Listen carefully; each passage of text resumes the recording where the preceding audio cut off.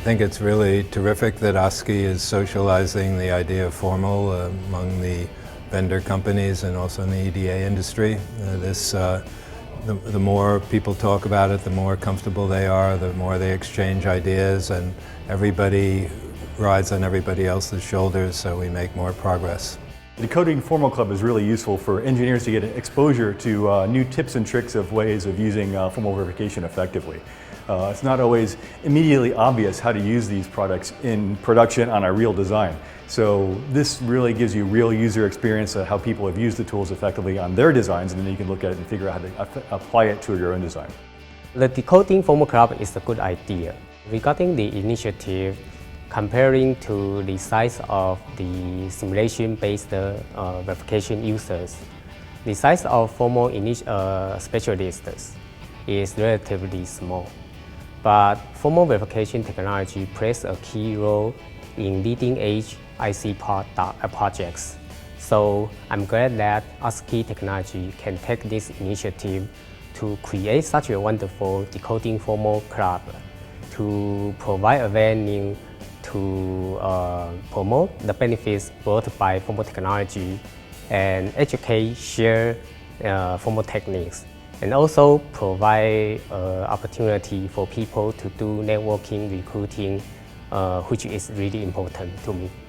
The advice that I would give somebody who's new to formal verification tools is to start from using automatic formal solutions. Today, designers can catch a big percentage of design bugs using formal solutions without writing any assertions. For the formal newcomer, the advice I would give is when facing inconclusive results from your formal verification projects, be smart, be creative, be persistent, and look for help from experts.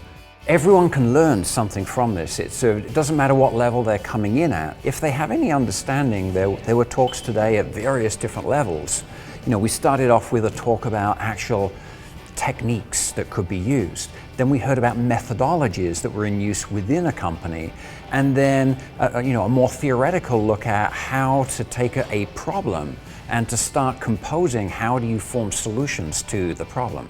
Apps are really useful. I mean, there's a lot of, the whole idea behind a formal app is that it's a sort of a push button thing and give people the flavor of what you can do with formal. My favorite app I like to use as an illustration is a reachability app or a code coverage app. If a formal app comes back and tells you you can never hit it, then you say, okay, great. Is that a bug or is it a known issue or whatever, right? But it's a real productivity tool. And once people start to see what formal can do in that context, they start to think, oh, what else can it do? So it's a good bridge to other formal technology.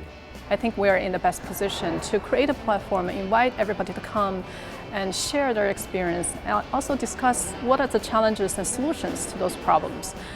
We've got really great response in our first meeting in last October and in this meeting in January, that there are so many more people who want to register than we have room to accommodate. So we clearly see a need in the industry that we're feeling. So we're very happy to be able to offer this opportunity and this platform. We've made such advances in the past 5 years to the point where people are saying, we can't do verification without formal anymore. So if we start thinking about what the next 5 years is going to bring, I think the advances could actually be quite huge. But they've all come about because we've started to hide formal. We've got away from that academic notion of we've got to talk about algorithms, we've got to talk about all of this stuff. It's getting reduced down to something which solves problems. So it's becoming practical, and by becoming practical, it's getting a lot more adoption. So it's now a matter of how far we can stretch that practicality into solving real problems and how quickly those tools will then get adopted for those. Back in the bright-eyed, bushy-tailed days of my youth, I had the temerity to say, simulation can't hack it, you're just going to use formal. And it didn't take me too long to realize that those were poison words, and that if I wanted anybody to take me seriously, we couldn't say such words. And so we were smart enough to avoid ever even thinking about the possibility that formal would overtake simulation.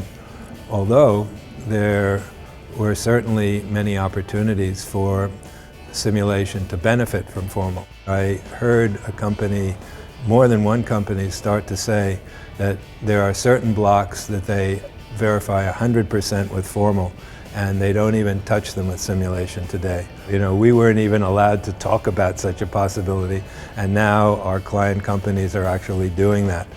So I think that there's always going to be a room for simulation. You know, if nothing else, you want to do a sanity check, you know, on everything. There are applications in data path where I think it'll take a long time for formal to be able to do the kind of testing that simulation can do.